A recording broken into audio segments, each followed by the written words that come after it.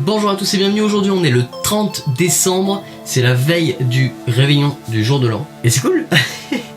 Ok, et on parle aujourd'hui des caméras. C'est un sujet assez technique aujourd'hui, mais j'espère que ça vous plaira. Aujourd'hui je vais vous dire quelle caméra choisir en fonction de votre budget, comment on peut filmer, avec quoi, etc. C'est parti, on y va.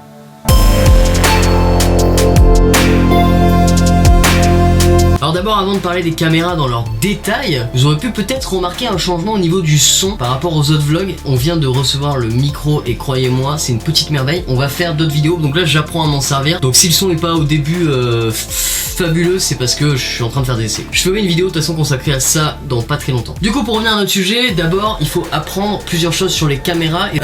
Il y a plusieurs familles de caméras. Aujourd'hui moi je vais parler des grandes familles de caméras. Je vais pas évoquer de trop le sujet des caméras de cinéma et caméras qui dépassent les 4000 € parce que de toute façon moi j'en ai jamais eu dans les mains, donc je sais pas m'en servir. Je connais juste leurs caractéristiques techniques, mais du coup ça sert à rien. Donc c'est parti, famille numéro 1, on a les caméras de type smartphone, donc les téléphones, tout ce que vous avez. On connaît tous l'iPhone, on connaît tous les Samsung Galaxy, etc. Sachez qu'à peu près n'importe quel smartphone de dernière génération ou génération proche peut faire de très beaux films. Et d'ailleurs on va bientôt faire un film avec un téléphone, mais ça c'est pas pour tout de suite. Bref, on reviendra sur le sujet après. Ensuite, la deuxième famille de caméras, c'est les appareils photo numériques, appelés aussi compacts. Donc les compacts, c'est des appareils photo qui ont la capacité d'être tout petits et très légers. L'avantage des compacts, c'est que c'est un appareil familial et que du coup en fait en général quand vous achetez un compact, il est peu onéreux pour les compacts bas et milieu de gamme.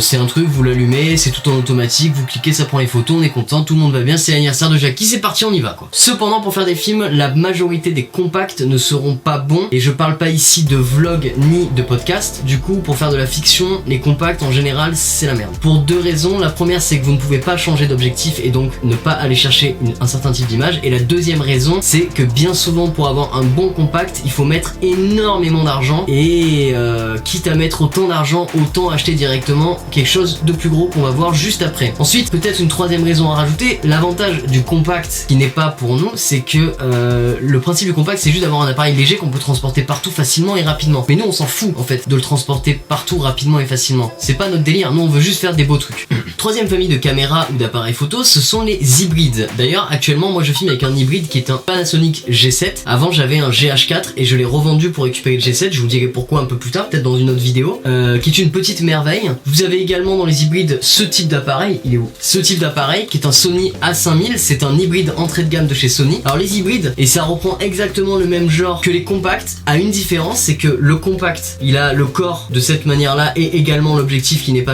interchangeable. Là avec les hybrides on a les objectifs interchangeables, donc en fait vous avez le corps d'un compact et le poids d'un compact pour la plupart des hybrides, hein. Évidemment si vous prenez des hybrides hyper chers, assez gros, ce sera un peu plus imposant, mais pour les petits hybrides d'entrée de gamme en général ils sont tout petits, donc vous avez le corps d'un compact et la capacité d'un réflexe. Du coup vient la quatrième famille, ou cinquième je sais plus, bref, du coup vient la famille suivante, les réflexes classiques. Alors les réflexes classiques on les présente pas, vous connaissez tous forcément les réflexes de la marque Canon, notamment le 700D pour les youtubeurs, les vlogueurs, etc., ou encore le 5D pour les filmmakers. Et nous on va parler un peu plus de tout ça mais après, parce que on va évoquer le deuxième sujet de cette vidéo, le deuxième sujet de cette vidéo qui est consacré aux capteurs. Donc ça va être un peu technique, mais je vais essayer de vous faire ça de manière hyper ludique et hyper rapide, comme ça vous serez pas perdu. Vient deux autres types de capteurs et de vidéos qu'on peut avoir, c'est les caméscopes numériques de manière classique, les caméscopes qu'on utilise beaucoup quand on part en vacances, mais je vais pas en parler parce que je vous déconseille d'utiliser des caméscopes numériques. Et pour des simples raisons qui sont des raisons de tarifs en fait. En général les caméscopes numériques pour être très bons sont très chers et il y en a pas beaucoup qui donnent le grain qu'on cherche. Voilà. Puis souvent vous pouvez pas changer l'objectif, donc pour changer l'objectif il faut en acheter un qui est super cher, donc c'est la merde. Dernière petite précision éventuelle, vous avez aussi les caméras de type caméra d'action qui sont hyper intéressantes si vous faites des scènes d'action. Du coup moi j'en connais qu'un seul type, c'est les GoPro. Vous connaissez forcément GoPro et dans ce cas vous avez une seule solution, il faut acheter une GoPro qui dispose du mode Pro, le Pro Mode. Si vous avez une GoPro en Pro Mode, là vous pourrez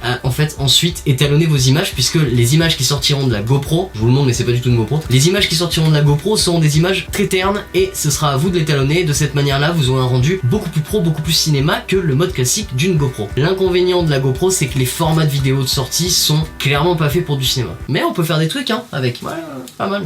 Bref, c'est parti, on passe à la partie 2, on va parler des capteurs, pourquoi il faut choisir tel ou tel appareil, etc. On y va, c'est parti.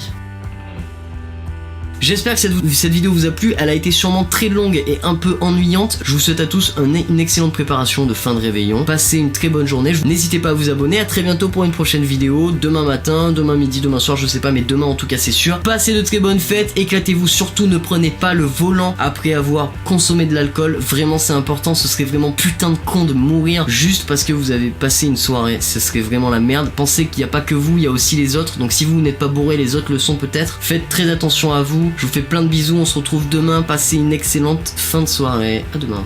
Clap.